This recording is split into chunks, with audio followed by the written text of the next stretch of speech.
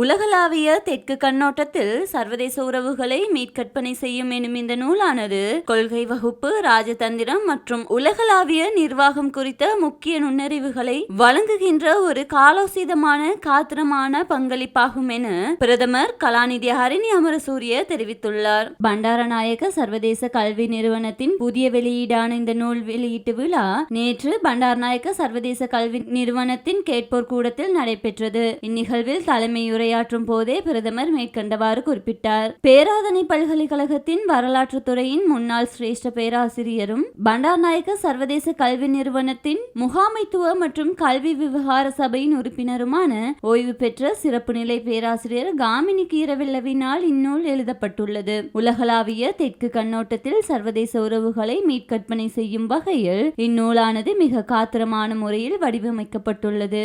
இந்நூல் வெளியீட்டிற்காக தனது வாழ்த்துக்களை தெரிவித்த பிரதமர் உலகளாவிய தெற்கு கண்ணோட்டத்தில் சர்வதேச உறவுகள் எவ்வாறு மீட்கற்பனை செய்யப்பட்டிருக்கின்றன என்பதனை புரிந்து கொள்வதற்கும் அதன் பல்வேறு பாதைகளை கண்டறிவதற்கும் இந்த வெளியீடு ஒரு காலோசிதமான முக்கியமான பங்களிப்பாக அமைகிறது என குறிப்பிட்டார். சர்வதேச உறவுகளை ஒரு உண்மையான பன்முகத்தன்மை கொண்ட துறையாக மீள்வரைவு செய்ய இந்நூல் அழைப்பு விடுப்பதாகவும் இது சர்வதேச உறவுகள் என்ற துறைக்கு மாத்திரமன்றி அனைத்து பாடத்துறைகளுக்கும் பொருந்தும் ஒரு விடயம் என்றும் அவர் மேலும் சுட்டிக்காட்டினார். இந்நிகழ்வில் பண்டாரநாயக்க சர்வதேச கல்வி நிறுவனத்தின் தலைவரும் முன்னாள் ஜனாதிபதியுமான சந்திரிகா பண்டாரநாயக்க குமாரதுங்க, ஊடகத்துறை பிரதி அமைச்சர் கலாநிதி கௌசல்யா ஆரியரத்ன, ராஜதந்திர சமூகத்தின் உறுப்பினர்கள், பண்டாரநாயக்க தேசிய ஞாபகார்த்த அறக்கட்டளை முகாமைத்துவ சபையின் பிரதிநிதிகள், பண்டாரநாயக்க சர்வதேச கல்வி நிறுவனத்தின் நிர்வாக குழு உறுப்பினர்கள், கல்விமான்கள், அதிதிகள் என பலரும் கலந்து கொண்டனர். Sharing your knowledge with us. This volume represents a timely and rigorous intellectual contribution, one that engages the discipline of international relations while offering many insights into policy, diplomacy, and global governance. This book, I must confess that I didn't read it cover to cover, but I did read sections of it, and the main purpose of this book appears to be an attempt, a very successful attempt, to trace the evolution of the discipline of international relations, particularly offering us perspective on the way in which this subject, this discipline has expanded when you situate it within an understanding of the global inequalities, especially in the field of power, knowledge, and the production of knowledge through history. I think this is a timely intervention because this is not something that is limited to the field of international relations, but all of us pursuing these academic disciplines understand how knowledge has been constructed, how knowledge has been positioned in certain ways within this context. This understanding of the way in which knowledge is produced and the power inequality that lies at the base of the way in which particular types of knowledge is given precedence or not, or dominant, is something that goes far back as the 1970s with Edward Said's path-breaking work, Orientalism, where he showed how dominant understandings, particularly of our part of the world, shaped the way in which we ourselves understood how we understood our societies and our context. What interests me, however, is that this approach, this perspective, even though it's something that has a long history, for many decades we've been talking about this, about the inequalities in the way in which the knowledge is produced and what that means in terms of the way disciplines have evolved through time. The need to keep reiterating this, I think, is what is most interesting, because even though we all know this, if we look at the way in which disciplines are taught, even today, we seem to still pursue a very determinedly kind of positivist approach to understanding the production of knowledge, and particularly be very indebted to Eurocentric ways of understanding how the world works. Professor Keerawala in this book argues that the global South, when it comes to international relations and diplomacy and so on and so forth, is not merely reactive, but produces a distinct moral and cultural imagination. He calls for what he refers to as epistemic pluralism in understanding how the global South's international relations and international policy has evolved, and traces the many different pathways through which a counter understanding of international relations has also evolved through different strands of thinking. He provides insights into how this discipline has evolved through time, but also, importantly, deconstructs Eurocentric assumptions about international diplomacy, human security, sovereignty, self-determination, and key concepts within this discipline. I also found his repositioning of international security studies particularly useful in our given context, where the focus has shifted from the security of the state to thinking more about human and planetary survival. I think particularly pertinent in this moment of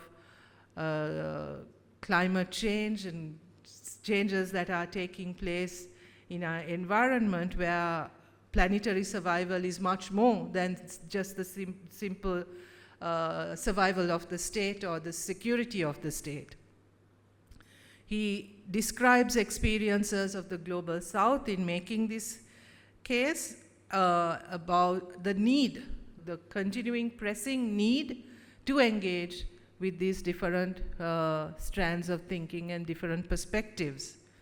Again, this becomes particularly pertinent given, I think, globally, this current understanding of the world as particularly unstable and unpredictable, as if this instability and unpredictability is a new thing. I think for those of us who've lived in the global South, this is not new at all. This is always how the world has been for us. It has instability and unpredictability is our life experience, is our lived reality. And now that things are shifting elsewhere, suddenly the idea of instability and unpredictability is becoming something as if this is something new and something that we have to now start dealing with.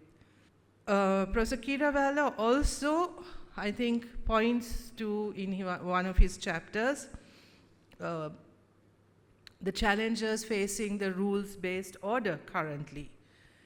Again, something that is being discussed quite considerably now, where the interrogation of international regimes, of governance, international governance structures has again caught people's attention.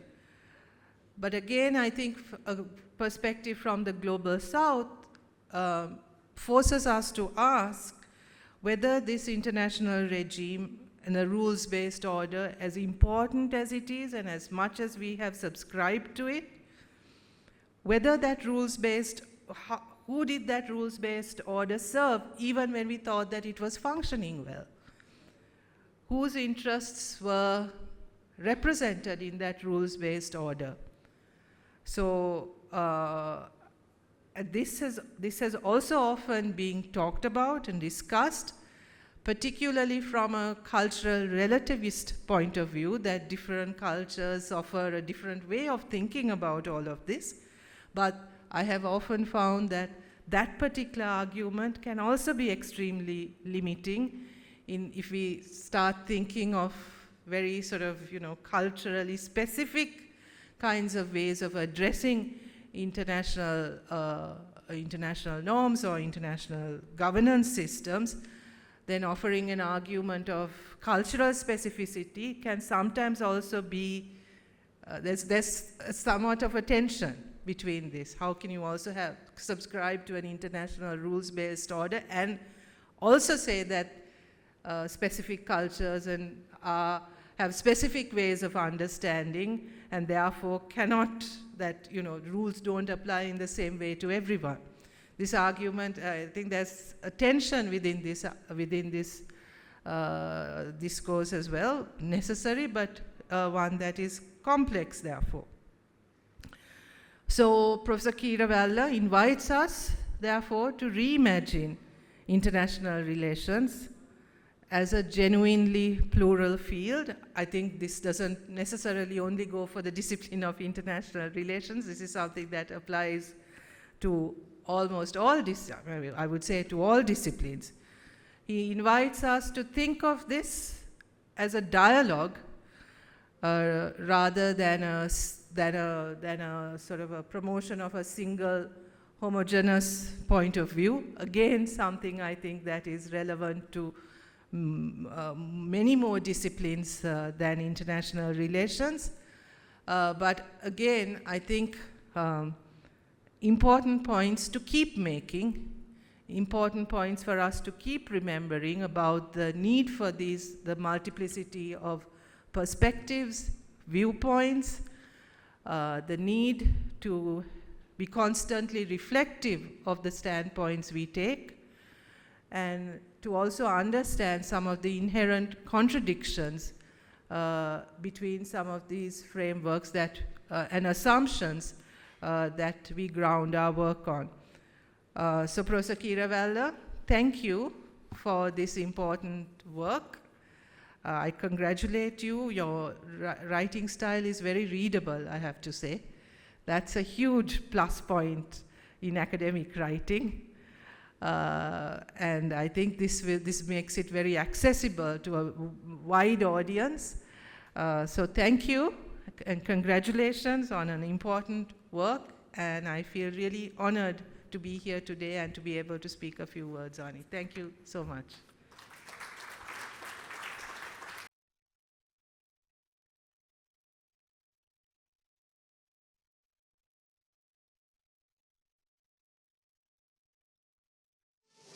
மேலதிக செய்திகளுக்காக எமது YouTube தளத்தை subscribe செய்யுங்கள்.